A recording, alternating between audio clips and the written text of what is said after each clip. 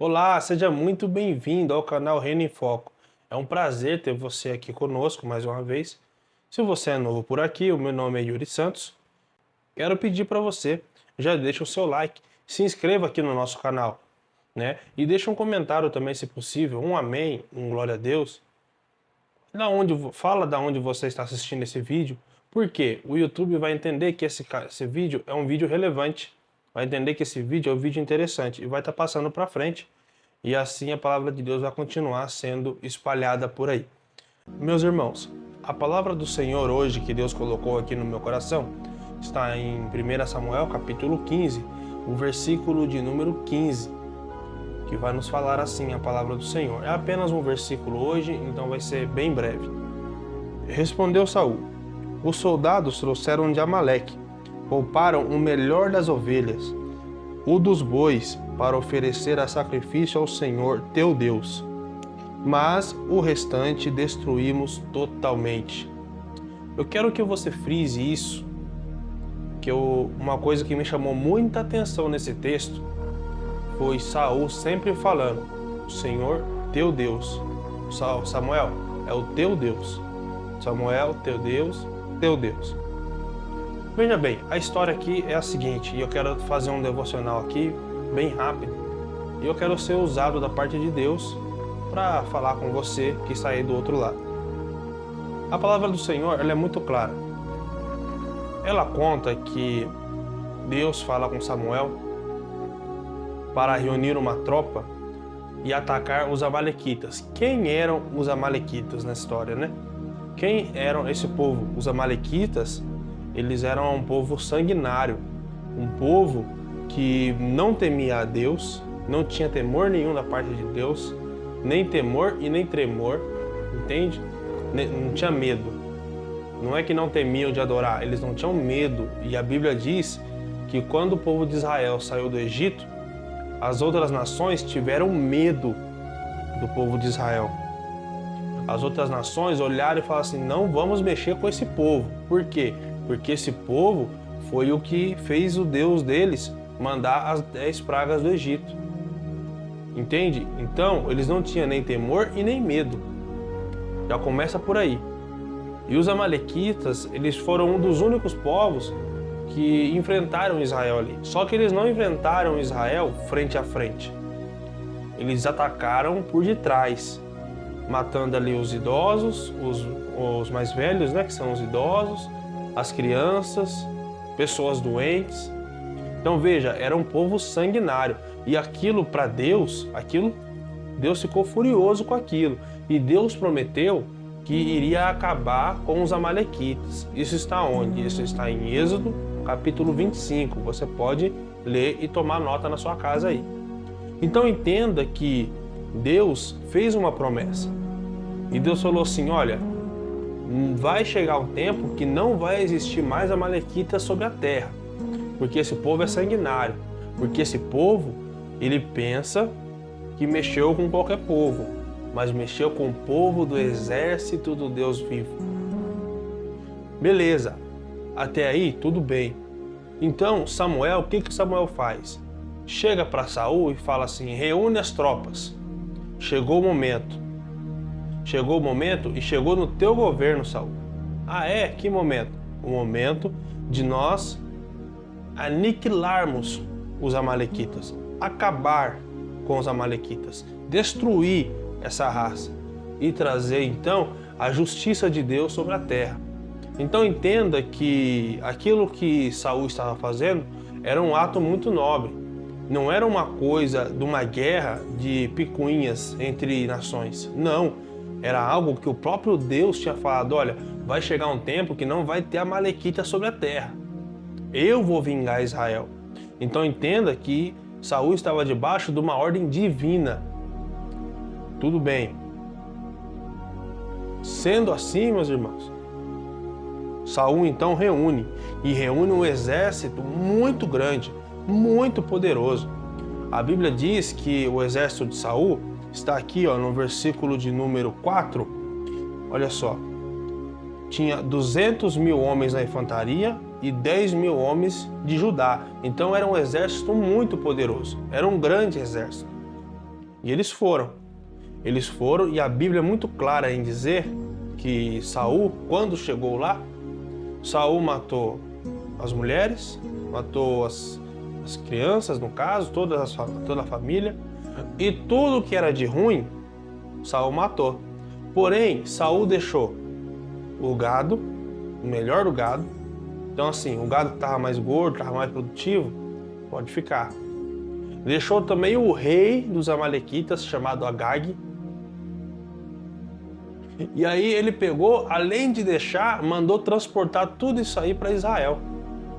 Ou seja, eu vou destruir o que for ruim para mim. O melhor, não, o melhor eu não quero. E aqui eu quero fazer uma aplicação aqui na nossa vida espiritual. Meus irmãos, nós que estamos tentando ser melhor perante Deus, não somos perfeitos, muito menos justos, muito pelo contrário, pecamos todos os dias. Mas eu vou lhe dizer uma coisa, não adianta a gente tentar deixar para lá um pecado a qual a gente não faz tanta diferença para nós. Não adianta a gente pegar e falar assim, olha, eu vou separar esse pecado aqui, isso aqui eu já não faço mais. Porém, esse outro pecado aqui é um pecado que me agrada, que não me faz mal, entende? Que se eu deixar de fazer, eu vou sentir falta dele. Não adianta você ser seletivo, porque com Deus não trabalha com esse tipo de seleção. Ou você é de Deus, ou você é do diabo, ou você é do inimigo, entende? Não tem meio termo. Tem um ditado que os pastores costumam usar bastante, que é: o diabo estava de um lado e Deus estava do outro, e tinha um muro no meio, e a pessoa estava no muro. Deus estava desse lado falando: pula para cá, vem para cá, e o diabo quieto. E aí essa pessoa olhando e vendo, Deus pula para cá, e o diabo quieto, braço cruzado. Então veja a história. A pessoa lá olha e fala assim: poxa vida, Deus, eu tô vendo que tá me querendo muito. E você, ô diabo, por que você não me quer? Ele olha e diz assim, sabe por quê? Porque o muro já é meu. A incerteza, aquilo que você faz pela metade, já é minha. Entende? Então não adianta você querer fazer uma coisa para agradar a Deus e fazer pela metade. Porque Deus, ele é justo, irmãos. Deus, ele nos quer por inteiro, ele não nos quer pela metade. Então se dedique na obra de Deus, busque mais a Deus. Deixa aquilo que você está sentindo que é uma trave, que é um entrave, que está te prejudicando para você chegar no próximo nível espiritual, deixa isso para lá, não vale a pena. O nosso Deus é melhor do que tudo e ele é maior do que tudo. Pois bem, olha só a história. Saul estava fazendo algo errado, estava desobedecendo a Deus, porque Deus falou que era para aniquilar tudo. Só que Samuel não precisou chegar em Israel para saber disso. Sabe por quê? Porque o próprio Deus desaprovou aquilo e já falou para Samuel. Olha só que interessante, está no versículo de número 11. Arrependo-me de haver posto a Saul como um rei, porque deixou de me seguir e não executou as minhas palavras. Percebe que uma coisa? Que Saul executou metade das palavras. Só que para Deus não é o suficiente metade. Para Deus é tudo. Ele nos quer por inteiro. Ele não nos quer pela metade. Ele não nos quer apenas à noite e na hora do culto. Ele quer você na segunda, na terça, na quarta, na quinta, na sexta, 24 horas por dia. O nosso Deus, ele não faz exceção. Ele não pensa assim, olha, fica só de segunda a quinta, você fica no mundo, e de sexta para domingo, você se converte para a igreja. Não. Deus, ele nos quer por completo. E a palavra do Senhor, ela vai dizer o seguinte, olha que interessante. Então Samuel se contristou e clamou ao Senhor a noite toda. Meus irmãos, preste bastante atenção aqui. O porquê será que a gente tenta fazer as coisas de Deus pela metade? Eu estava lendo esse texto e estava pensando um pouco, raciocinando, orei também. Eu falei, poxa vida, por que a gente tenta fazer tudo pela metade para Deus, né? Sabe por quê? Porque muitas das vezes acontece como está acontecendo aqui. Saul não tinha uma vida com Deus. Saul não tinha. Saul dependia de Samuel. Samuel tinha uma vida com Deus. Samuel orava para Deus abençoar o reinado. Samuel orava para Deus fazer as coisas e dar a direção ali de como fazer. Saul não tinha. Como você sabe isso, Yu? Sabe como? Porque em toda a Bíblia aqui, tanto nos versículos anteriores, nos capítulos anteriores, tanto nos logo após, Saul nunca chamou Deus de meu Deus. Sempre foi um relacionamento ali com Samuel, e falando, o teu Deus, o teu Deus, o teu Deus. Quantas das vezes a gente não faz isso?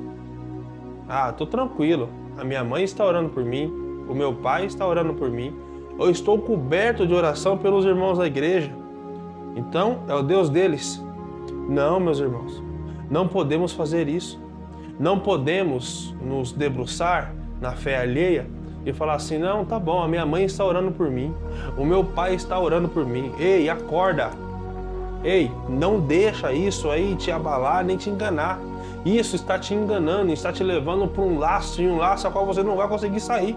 Então acorda, acorda enquanto é tempo, porque eu vou lhe dizer uma coisa, não podemos ficar dependendo de relacionamento de terceiros, meus irmãos, para estarmos de bem com o nosso Deus. Você não pode ficar dependendo de uma oração do seu pastor, por exemplo. Ah, pastor, ora por mim. Ah, irmã, ora por mim. Missionário, aconteceu alguma coisa, eu vou ligar lá para a missionária e a missionária é que vai me responder. Ela que vai orar. Não, irmão, não podemos ser assim. O véu já foi rasgado. Nós temos total intimidade com o nosso Pai. Precisamos ter relacionamento com Ele. Precisamos entender quem é o nosso Deus. Porque só tem relacionamento quem entende quem é o nosso Deus. Oh, glória a Deus. Meus irmãos, então presta bastante atenção nisso aqui. Sabe por quê? Porque o próximo rei que veio depois de Saul foi Davi. E Davi cansou de falar, o meu Deus, o meu Senhor. O Senhor é o meu pastor e nada me faltará. Oh, glória a Deus. Senhor, retira de mim tudo, só não retira de mim a tua presença. Olha como Samuel valorizava, olha como Davi valorizava a presença de Deus. Saul você não vê fazendo isso em nenhum momento. Sabe por quê, irmãos? Porque Saul foi um rei que o povo escolheu, mas isso daí já é uma outra mensagem, né? Mas é muito interessante isso daí. Então, para Saul, estava tudo bem, tudo tranquilo. Por quê? Porque ele não tinha relacionamento com Deus. Ele não entendia afinco aquilo que Deus tinha colocado no coração tanto de Samuel, tanto do povo. Por quê? Porque para ele estava tudo bem.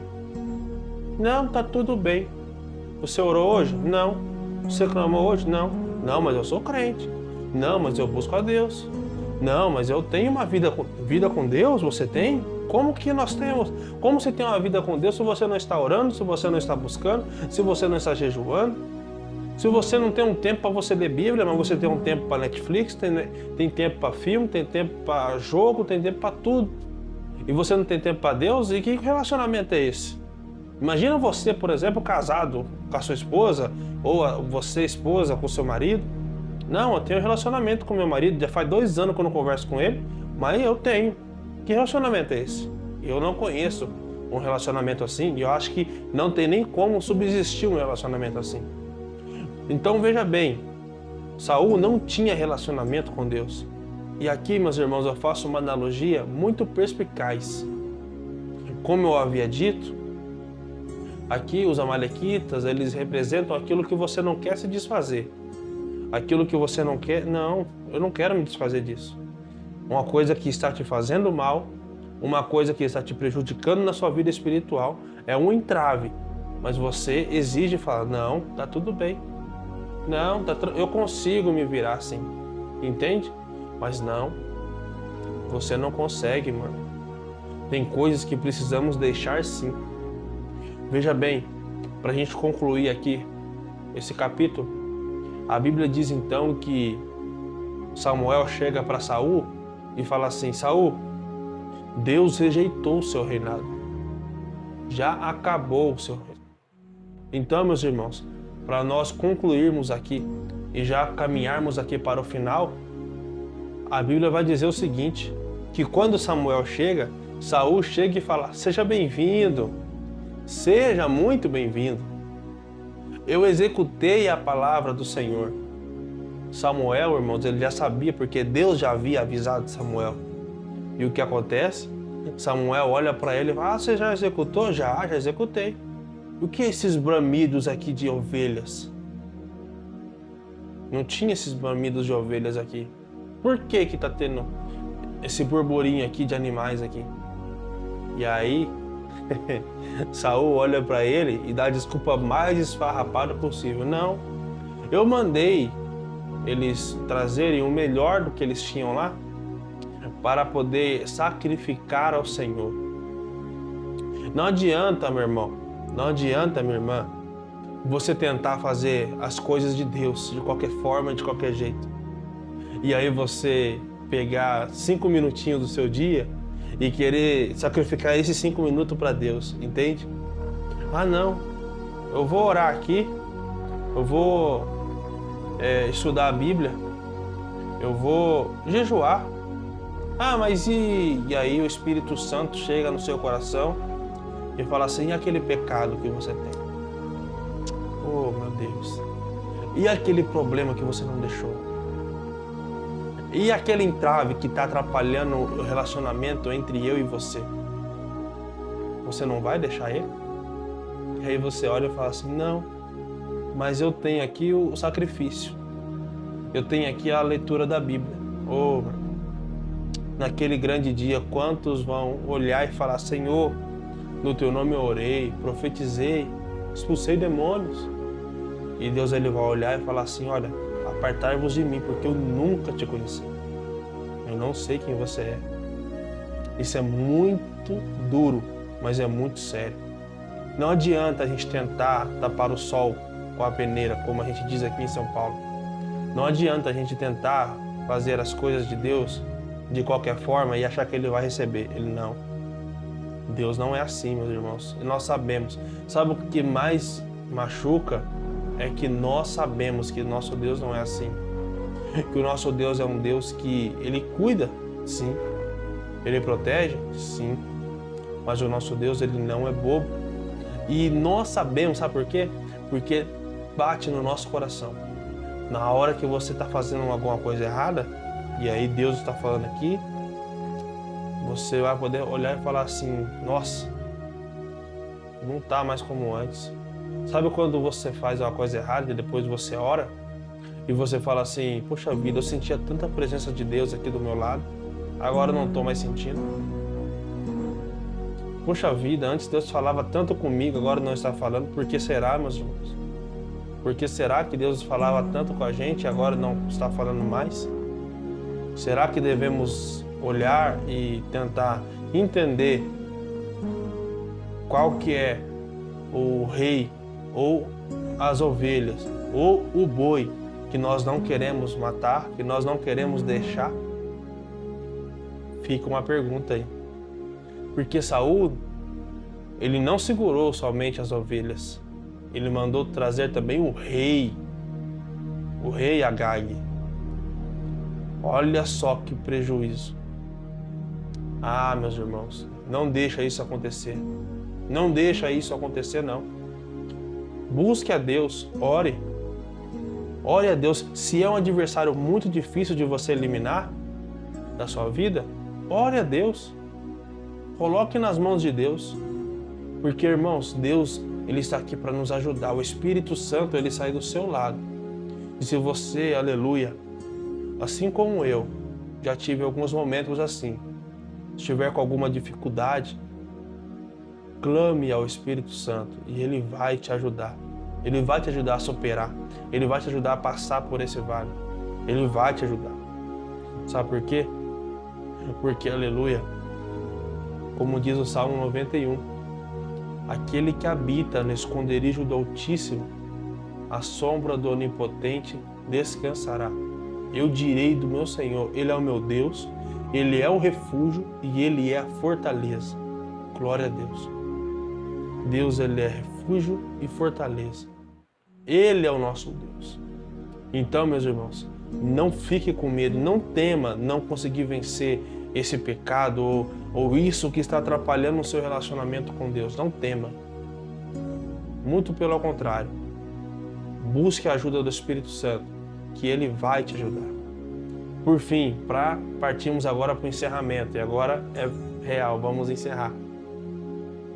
A Bíblia vai dizer que Saul então entende que Samuel estava falando muito sério. Quando Samuel disse, olha, Deus falou comigo e o teu reinado acabou. Deus não conta mais com você. Só que, irmãos, olha que diferença, né? Em vez de Saul dobrar os seus joelhos, clamar ao Senhor, não. Porque quando Samuel disse isso, Samuel virou as costas e foi andando. Entende? Foi andando. Saul, então, pega na túnica de Samuel.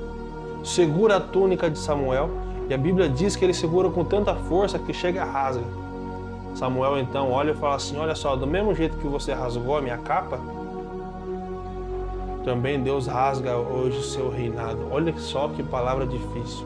E mesmo mediante uma palavra tão difícil dessa, Saul não chegou e falou assim, não, eu vou matar tudo agora, me perdoa, vou matar o rei Agag, me perdoa, não, vou melhor... Não.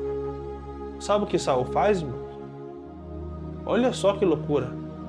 Saul, ele chega e fala assim, tá bom, Samuel, eu entendo, tudo bem. Faz o seguinte então, vai comigo pelo menos ali na reunião com os anciãos, para que eles não saibam disso. Ou seja, vamos manter a aparência enquanto tá tudo bem, enquanto Deus não escolheu ninguém ainda.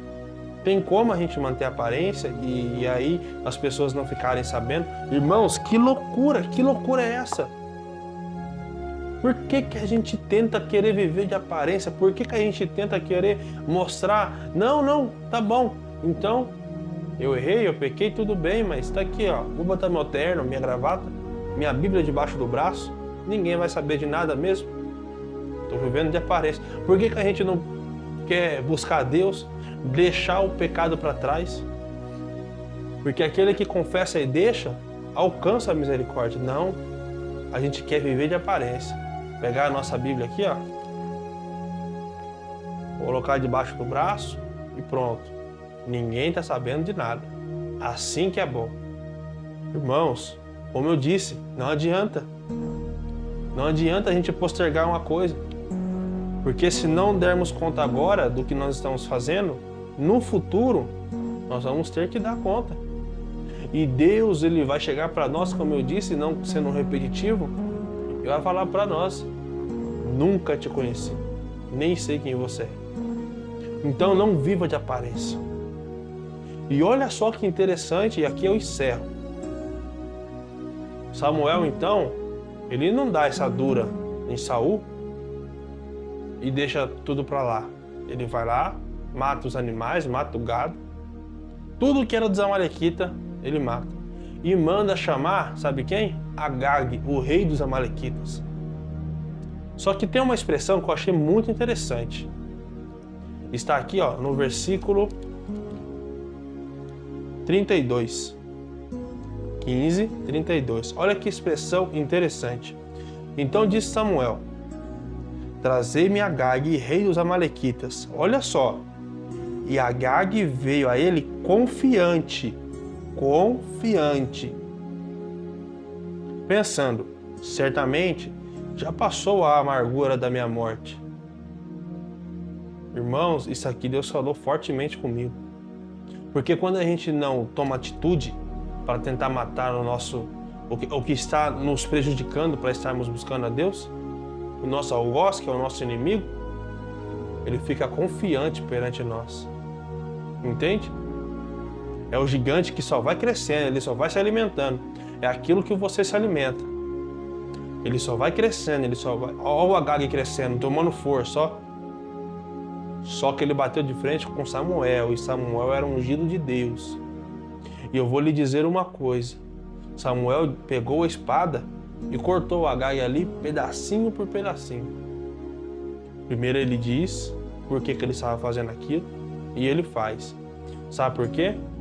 Porque o Samuel era homem de Deus. Ele pegou o quê? A espada, que é a palavra.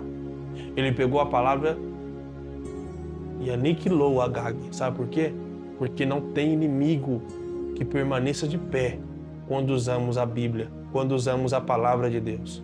Então, não deixe com que o seu inimigo vença. Não deixe com que ele pense que está mais forte. Não. Muito pelo contrário. Use a Bíblia, use a palavra e vença o teu inimigo. Deus já te deu as armaduras. Deus já te deu a espada, que é a palavra de Deus. O Espírito Santo está do seu lado para te ajudar, para te dar força. Você já tem tudo o que você precisa. Só basta você orar. Só basta você clamar. E no momento certo, ou melhor, no momento certo não, a partir do momento que você tomar uma atitude, eu tenho certeza, aonde você colocar a mão, Deus também vai colocar a dele. Aonde você pisar, Deus também vai pisar. Sabe por quê? Porque Ele está contigo. Só basta uma atitude. Uma atitude na sua mudança. E Deus vai trabalhar a seu favor. E esse Agag, e esses amalequitas, e esse pecado que você não consegue, às vezes, tentar sair dele, e essa entrave que está te prejudicando tanto, vai sair. Sabe por quê? Porque o nosso Deus é maior. Amém? Essa foi a palavra de Deus que Deus colocou no meu coração. E eu quero deixar uma pequena oração bem rápida, porque a gente falou aqui sobre coisas bem fortes, e eu quero deixar uma oração aqui para você. Senhor, meu Deus e meu Pai, estamos aqui nesse momento agora, orando, Senhor, e clamando, pedindo para que o Senhor venha dar força, Pai, venha ajudar. Senhor, momentos, Pai, a qual a gente não consegue vencer as guerras, não consegue vencer as batalhas, Senhor. Se o teu filho, Pai, que está aqui ouvindo, ele olhou e pensou, poxa vida, Pai, eu falhei mais uma vez. Deus, eu caí mais uma vez. Deus, Pai, não deixa, Pai, não permita, Pai, com que essa pessoa se sinta abandonada e nem vazia. Eu te peço, Espírito Santo, que o Senhor venha mover o coração dessa pessoa. E aquilo que está sendo entrave, caia por terra, em nome do Senhor Jesus, porque o teu nome tem poder. E, Pai, oramos, Pai, pedindo para que o Senhor venha nos dar força, Senhor, para continuar a nossa caminhada com fé. Continuar a nossa caminhada, Senhor, negando aquilo, Pai, que não te agrada, Senhor. E sermos fiéis, Senhor, o máximo que pudermos, Pai, para aquele grande dia sermos chamados de Teu Filho, em o nome do Senhor Jesus. E assim eu oro, Senhor, pedindo para que o Senhor venha abençoar a minha vida, a vida do meu ouvinte, a vida de todos, Pai, em o nome do Senhor Jesus. Amém. E essa foi a palavra de Deus que Deus colocou no meu coração. Fique com Deus. E se você não deixou o like, já deixa aí, tá bom? Vai nos ajudar bastante a mostrar que esse canal é um canal relevante. Deus abençoe.